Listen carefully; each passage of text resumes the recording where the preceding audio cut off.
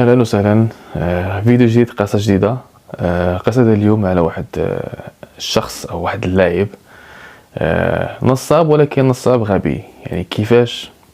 يعني نورمالمون او عادة فاش يكون نصاب يكون ذكي باش يوقع الضحية ديالو في الحيل ديالو. غير هاد الشخص هذا ما كانش هو صاحب الافعال، ولكن هو مفعول به فقط. كيفاش؟ نشوفوا اليوم. قصة اليوم على واحد لاعب او واحد الشخص سنغالي اسمه ديالو علي ديا. هذا علي ديا كان لاعب كرة قدم، ولكن مجرد هاوي. يعني ما كانش واحد اللاعب اللي كبير او لاعب اللي لعب في درجات كبيرة. هو كان كيتنقل ما بين فرق الهواة، وكان الحلم ديالو انه يكون لاعب كبير.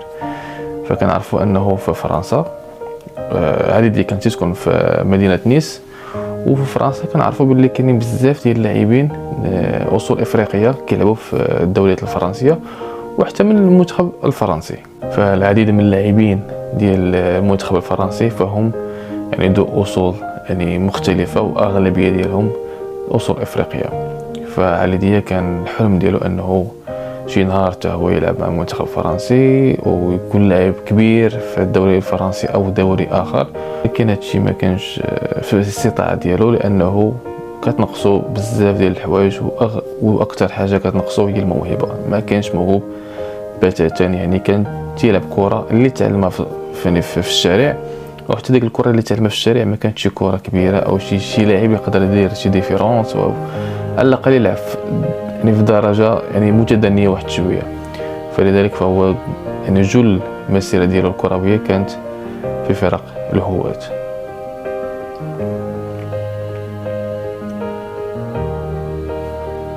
هذا علي ديا كان كيعرف واحد الشخص سميتو سيدي بي، وغادي يعرف راسو بانه وكيل اعمال ديال علي ديا، وغادي يحكي له بانه باغي يلعب شي نهار في فريق كبير، وانه بغى يتعرف يعني يكون مشهور، يكون عنده الفلوس وشحال من حاجه.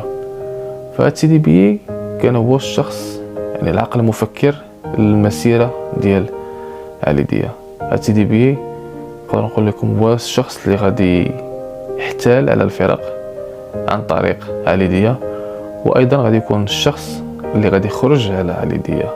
سيدي بي غادي يطيح لي واحد الفكره جهنميه، انه غادي ينتحل الشخصيه ديال جورج ويا اللي معروف يعني في 1995 كان هو الحائز على الكره الذهبيه. يعني الكره الذهبيه اللي كتعطى لاحسن لاعب في العالم، وهو كان افريقي من ليبيريا.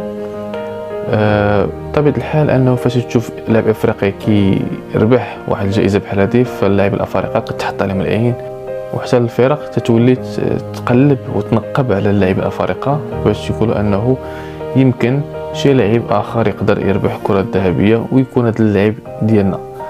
فهاد الوكيل الاعمال ارتأى انه غادي ينتحل الشخصيه ديال جورج ويا للشهره ديالو، وغادي يتصل ببعض الفرق الانجليزيه ويقنعهم بانه هو جورج ويا، وانه غادي يوريهم واحد اللعاب اللي يقدر يكون هو الخليفه ديالو في الملاعب الافريقيه.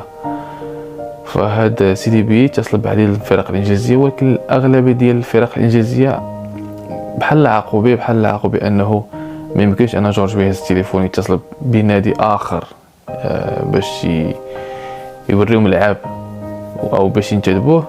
ولكن الصناره غادي تشد عند غرايم سونيس المدير الفني لفريق ساوثهامبتون الانجليزي، واللي غادي تقنع بانه بصح الشخص اللي كيهضر معاه هو جورج ويا، وانه قدم لي علي ديا انه هو واحد من الاقارب ديالو، وانه لاعب رائع ومهاجم سريع ومدح فيه مزيان باش يقنع هذا المدرب هذا باش يجيب عنده علي ديا. وداكشي اللي غادي يكون. فغرايم سونيس قال جورج ويا المحتال خاصنا نشوفوه، واش يمكن ليه انه يجي لعندنا باش نشوفوا المستوى ديالو، ومن بعد نقرروا واش نتعاقدوا معاه ولا لا. فداكشي اللي كان يعني قال له واخا، ومشى علي ديا مشى لانجلترا، وبالضبط لساوثهامبتون.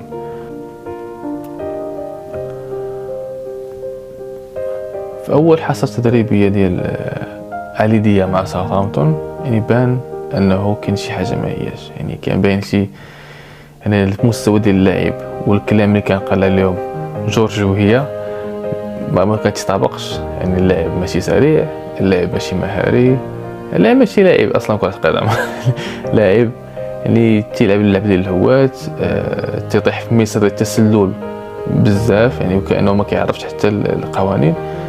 الا انه قالوا يمكن ان اللاعب يعني باقي ما تاقلمش، باقي في دهشه او شيء من هذا، فقالوا انهم غادي يلعبوا واحد الماتش مع الرديف، ماشي الفريق الاول ولكن الفريق الرديف، وكانت عندهم ماتش ضد ارسنال، وتم غادي يحكموا على المستوى ديالو الحقيقي.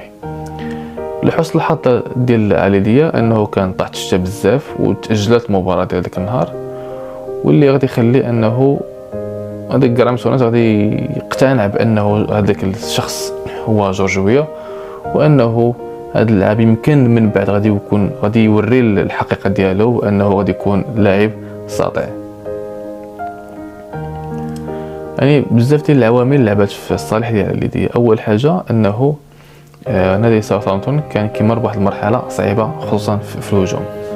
ثاني حاجه انه الفريق كان عنده بزاف ديال الاصابات اللي كتخلي المدرب ما عندوش خيارات كثيره على البنك الاحتياط، واللي خلى ان ساوثهامبتون غادي يتعاقدوا مع علي لمده شهر فقط، ومن بعد يزيدوا يشوفوا شنو غادي يديروا معاه.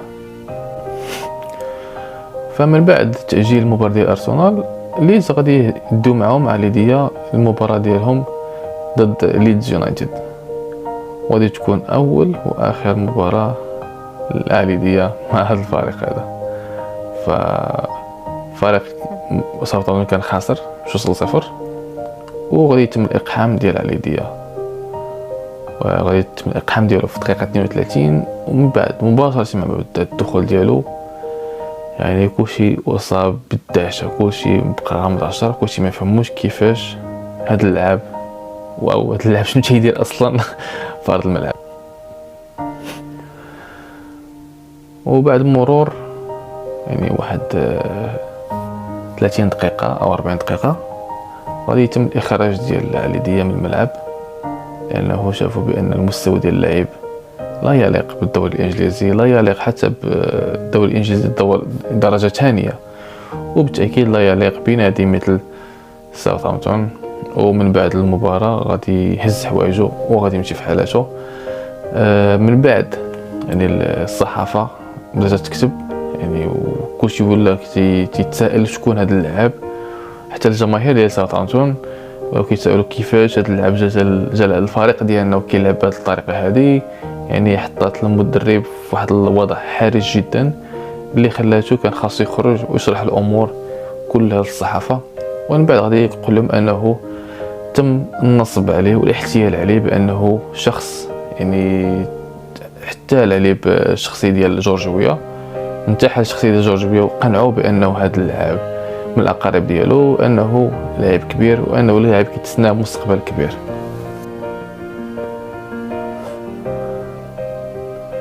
انه غادي يتفتح واحد التحقيق يعني صغير، هو انه غادي يتصلوا بجورج ويا، وها انه غيقول لهم انا ما كنعرفش اصلا هذا اللاعب شكون هو، اللي ما عنده حتى شي يعني شي حاجه طاريه، انه استغلوا الاسم ديالو، وانه قالوا انه لاعب سينغالي وتيلعب مع المنتخب السينغالي. فاش مشاو قلبوا ما لقاو ما كاين حتى شي نتيجه على اللاعب هذا في السجلات ديال الاتحاد السينغالي. الفرق اللي قال لهم انه لعب معاه في فرنسا، الاتحاد الفرنسي تا هو دخل السجلات ما لقاو حتى شي اثر على حتى شي فريق لعب معاه. يعني كان نصب واحتيال 100%. ولكن المشكل ديال علي هو انه ماشي ضحيه، ولكن تبع واحد الوكيل اعمال اللي في الاخير تا هو غادي يقلبوا على السجلات ديالو، ما غيلقاوش وكيل الاعمال ديالو، ما يلقاوش اصلا وكيل اعمال. فكل يعني القصه كلها كانت نصب في نصب، يعني سيدي بي ينصب على علي وعلي ينصب على ساوثهامبتون، وفي الاخير الفريق هو اللي دفع الثمن وخلص الشيء كامل.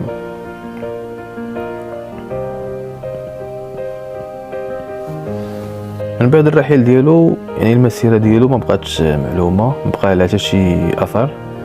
وحتى الصحيفه ديال الجارديان قالوا انه يمكن مشى يكمل الدراسه ديالو في جامعه نورث ميربيا وتخرج منها في 2001. ولكن ما كانت شي حاجه يعني رسميه او مؤكده 100%. يعني بعض الصحف وواحد الصحفيين حاولوا يتواصلوا معاه. في 2008 واحد الصحيفه اتصلت به في رقم الهاتف ديالو وسد عليهم التليفون ملي عرفوا بلهم الصحافه وجاو تيقلبوا عليه باش يعرفوا القصه ديالو. يعني حتى باش يوصلوا ليه عن طريق الجامعه حتى هي قالوا انهم فقدوا الاتصال معاه. وبليتشر ريبورت تاهم حاولوا انهم يعني يلقاو اي محاوله واي خيط يقدروا يوصلوا لهم، الا جميع المحاولات باتت في الفشل. وكاينين اقاويل ويعني واشاعات ان علي ديا بدل السميه ديالو باش يعيش يعني في سلام وبعيد عن الاضواء السلبيه بطبيعه الحال اللي غادي ترافقوا حياته كامله. كانت هذه قصة ديال اليوم. قصة أخرى على النصب والاحتياف في كرة القدم. بالتأكيد ما بقاتش هاد الحالات، يعني يمكن كانت حالتين فقط في تاريخ كرة القدم كلها. يعني كرة القدم تطورات وكلشي تطور، حتى يعني التعاقد من اللاعبين ولا فيه بزاف ديال الشروط وواحد يعني حتى من بعض اللاعبين اللي كانوا كيبغيو يحتالوا على بعض الفرق انه يقدر يكون مريض بشي حاجه او عنده اصابه، فالان ما بقاش من ممكن انه ينصبوا على الفرق. كانت هذه قصه ديال اليوم، قصه ديال هذه السيمانه هذه، ومن هنا الجمعه الجايه ان شاء الله نديروا قصه جديده. والسلام عليكم.